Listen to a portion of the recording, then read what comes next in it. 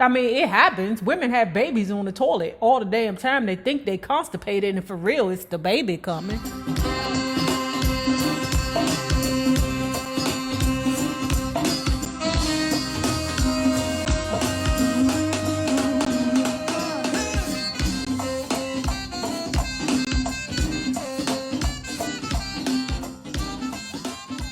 Well, hello there, love bugs. Hello there, Bellas. If you have not already done so, please remember to like, share to Facebook and or Twitter. Subscribe and visit uptopbeauty.com for these super fly shades. You asked for them and here they are.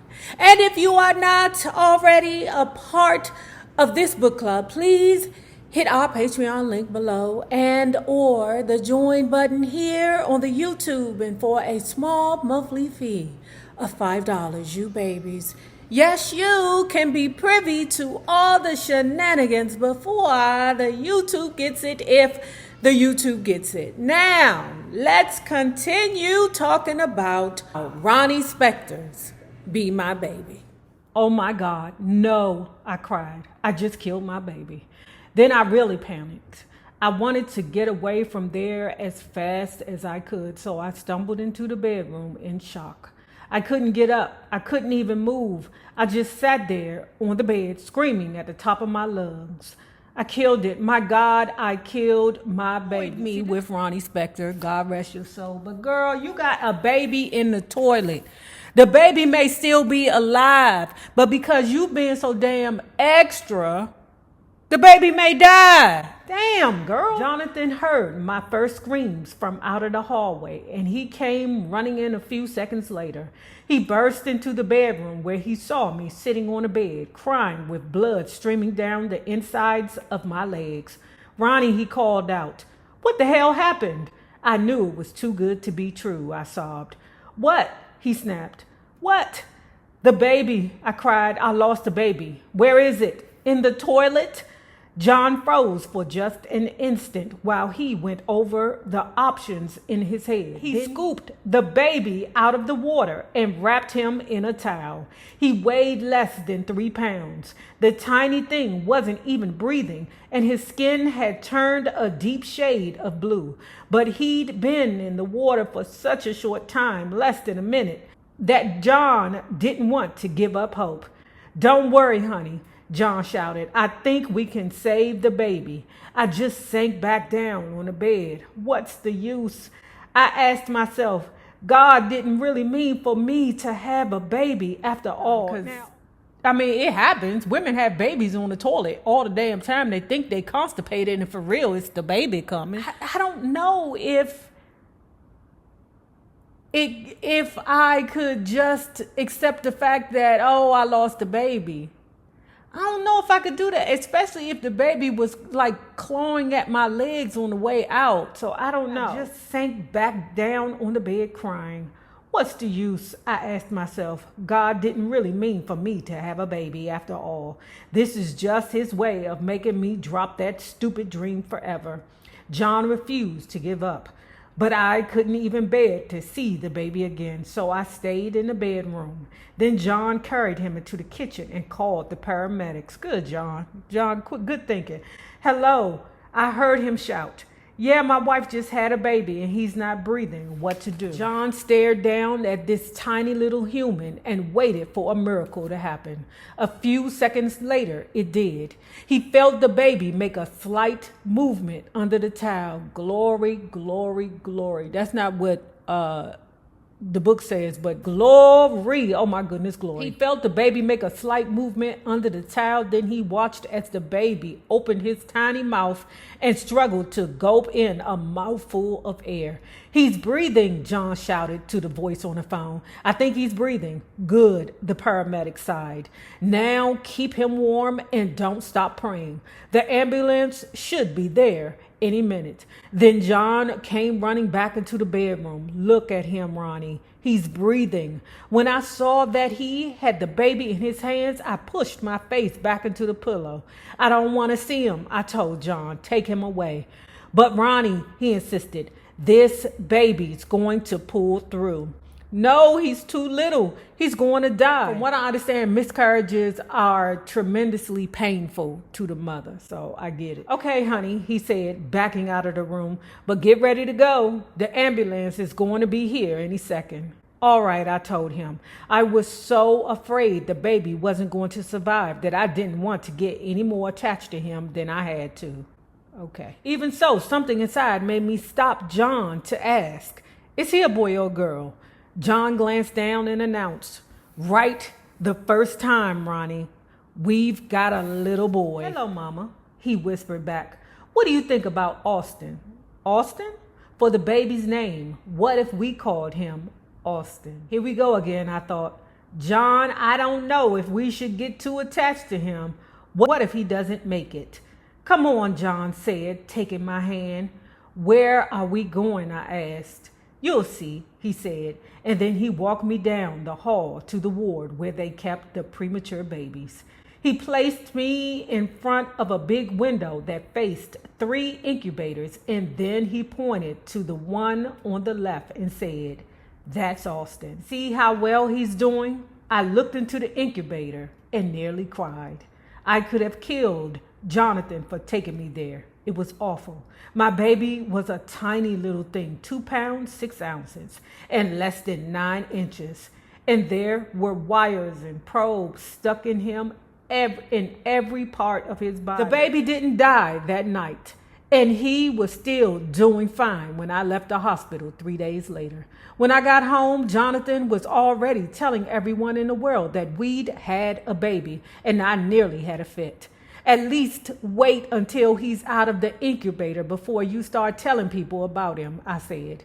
But Jonathan ignored me. He was in a great mood, but I was still moping around the house waiting to hear the worst. Austin had to stay in the hospital for 2 months, but I was there every day. I insisted on feeding him my own milk, even though the doctor said it wasn't necessary. We finally brought Austin home in February, and that was the most exciting time of my life.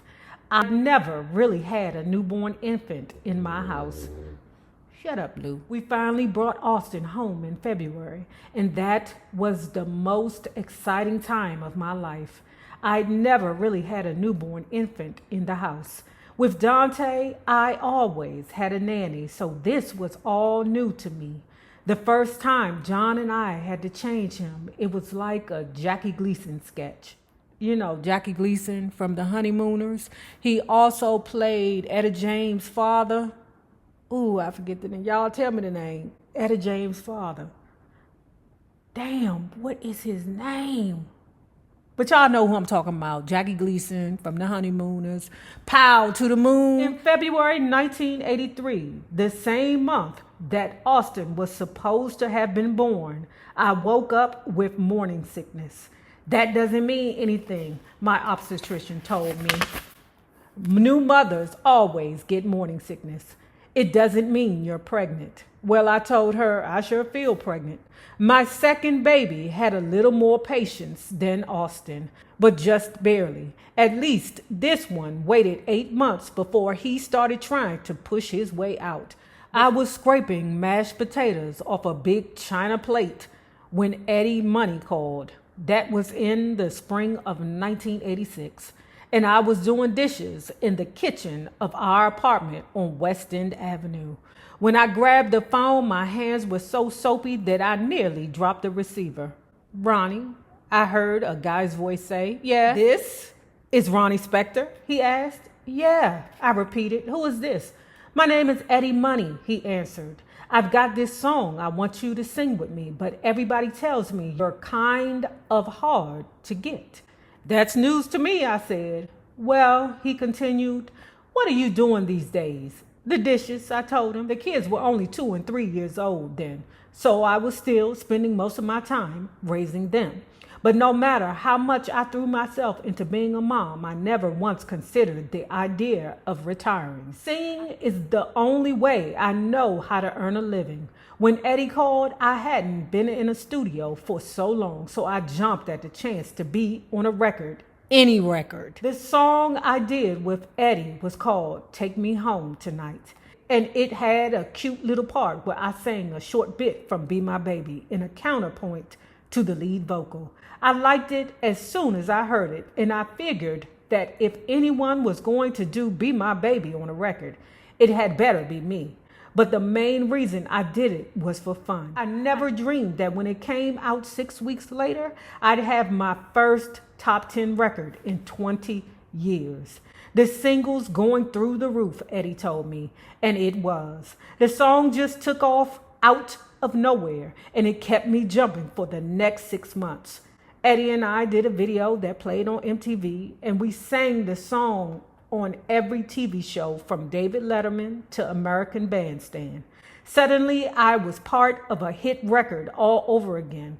After that, everything started going by real fast, just like it did when I had a hit as a kid. 1 minute I'm doing dishes for my family, and the next minute I'm one of the presenters on the American Music Awards and co-hosting a MTV show with Eddie Money. I love my life, but it gets even better. A few weeks later, Eddie's label, Columbia, offered me a contract to do a solo album on my own. It was like a dream of a lifetime come true. The name of the album was Unfinished Business, and I knew how symbolic the title was. In my mind, this was a record that was going to tie up all the loose ends. When this hits #1, I told myself, everything's going to fall together. I'll be back on top. And then I can finally put all the failures of my life behind me. But guess what? Unfinished Business came out in May 1987, and I could tell within 2 weeks that it was a flop.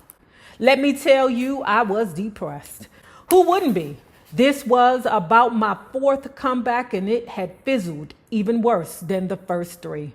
My career was back to square one again, and I was totally devastated.